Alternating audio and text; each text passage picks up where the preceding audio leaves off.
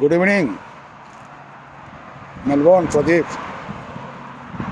ৰাতি 9টা বাজে দেই এতিয়া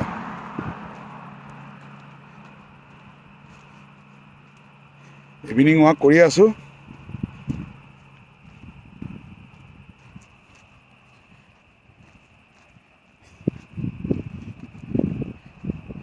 জাষ্ট এতিয়াও ছানছেট হোৱা নাই দেই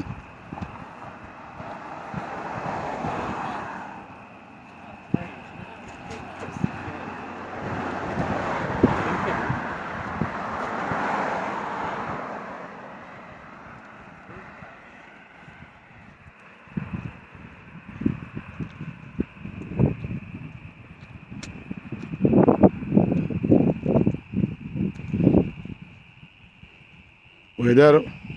বহুত ভাল হাৱা চলি আছে দেই বতাহ ফাৰ্ষ্ট ক্লাছ বতাহ চলি আছে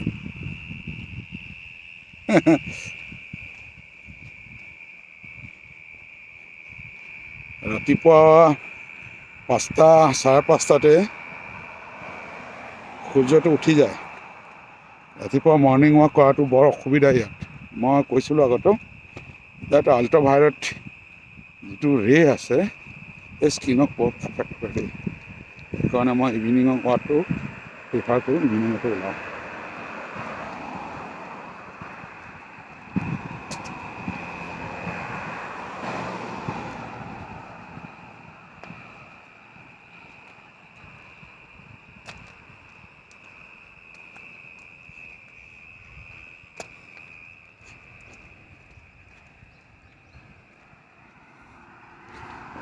সূৰ্য ছানছেট হ'ব যেন লাগি আছে 9:15 গৈ পেলাই খাই আছোঁ পাইছোঁ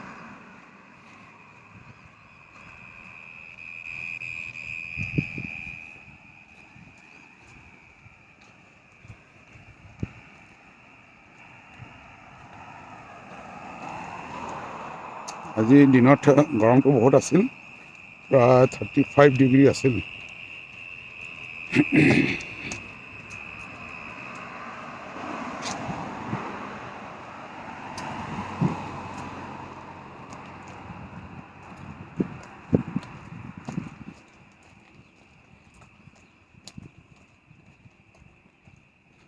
ঘৰবিলাক চাইছেনে নাই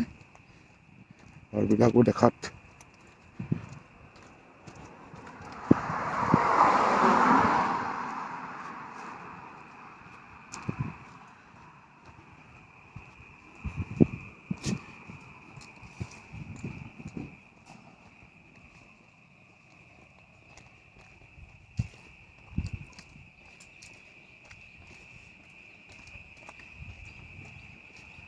আঠটামান বজাত ওলাইছিলোঁ 9টা পাৰ হৈ গ'ল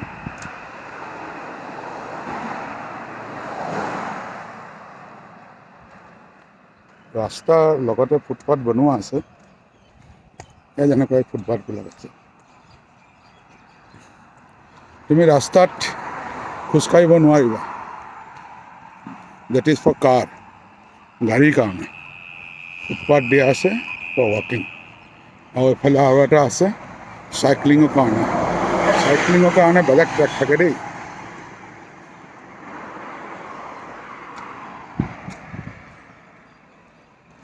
চাইক্লিঙৰ কাৰণে ট্ৰেকটো বেলেগ কোনটো আৰু এটা কথা লক্ষ্য কৰিছা হয়তো যে ইয়াতে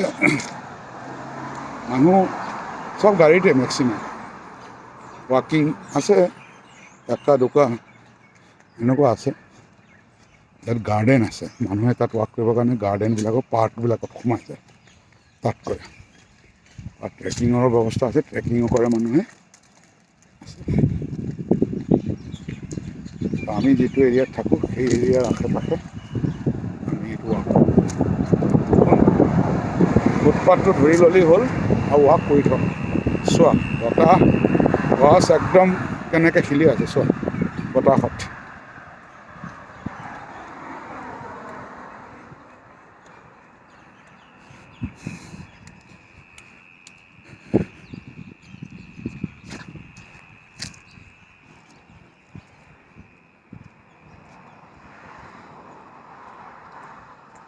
Okay, bye.